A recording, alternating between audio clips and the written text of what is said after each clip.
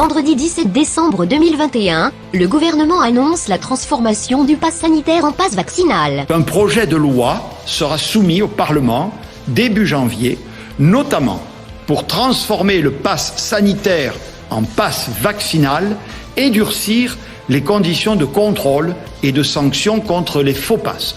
Désormais, seule la vaccination sera valable dans le pass. Les personnes non vaccinées, ou considérées comme non vaccinées, c'est-à-dire tous les doubles vaccinés, n'ayant pas fait la 3e dose, et bientôt les triples vaccinés, n'ayant pas fait la 4e, et ainsi de suite, sont officiellement devenus des sous-citoyens. Le pass vaccinal est une façon d'arriver à l'obligation vaccinale. Mais moi je pense que c'est plus efficace que de mettre une amende.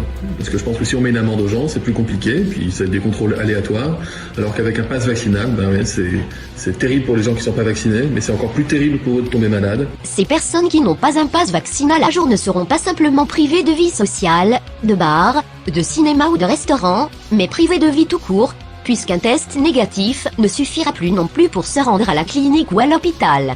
Ainsi, les personnes qui ont souffert et qui souffrent encore d'effets secondaires graves, liés à leur première ou leur 2e dose, ne pourront plus passer d'examen de type scanner, IRM ou autre, puisqu'ils n'auront plus le droit d'accès aux établissements de santé publique.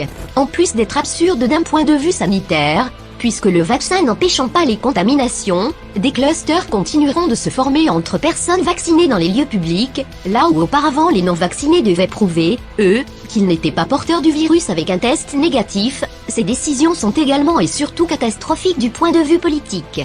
Réprimer à ce point la liberté individuelle au nom d'un intérêt commun supposé, et bien souvent imaginaire, cela s'apparente au collectivisme le plus fou. Nous sommes entrés dans un communisme sanitaire. Vous assumez ces restrictions de liberté, Roland Lescure, au nom de la santé ? Et puis au nom de la liberté. La réalité aujourd'hui, c'est qu'on a 2 libertés qui s'opposent. Celle de 10% de la population vaccinable qui souhaite ne pas être vaccinée, et celle de 90% de la population dite vaccinable qui a été vaccinée et qui a joué le jeu. La liberté des uns s'arrête où commence celle des autres. La liberté des 10% des non-vaccinés s'arrête là où commence celle des 90% des autres. Ce que dit Roland Lescure ici, député La République En Marche, est entièrement faux. Déjà c'est faux parce que comme je viens de le dire, le vaccin n'empêche pas les contaminations, et les vaccinés se contaminent tranquillement entre eux puisque confortés par leur vaccin, ils se rejoignent à l'happy hour sans geste barrière et sans faire de test négatif au préalable, mais surtout c'est faux car il ne s'agit pas d'opposer 90% de vaccinés à 10% de non-vaccinés, il s'agit d'opposer 90% des gens ayant reçu 2 doses contre 10% n'en ayant reçu aucune. Et la nuance est importante. Ce n'est pas comme si les 2 doses étaient les seules que nous devions accepter, comme si elles protégeaient véritablement les autres de façon fiable, et qu'une minorité refusait ce petit effort de manière égoïste. Non, ce qu'ils refusent, et ce que de plus en plus de gens refuseront, c'est l'imposition d'un traitement à vie sous peine de sanction. Car dans quelques semaines, quand la 3e dose sera intégrée au pass vaccinal, les doubles dosés aujourd'hui dans les 90% seront également comptabilisés comme non vaccinés, tout comme les triples dosés une fois que la 4e dose sera devenue obligatoire, etc.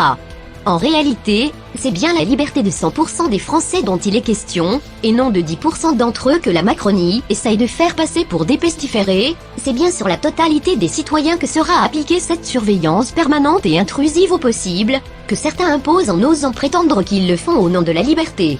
Je m'adresse ici à toutes les personnes vaccinées qui un jour, lorsqu'elles refuseront la 8e ou la 9e dose, passeront d'un seul coup du côté des parias. Ne vous laissez pas berner par ceux qui prétendent vous défendre, car vous êtes les prochains.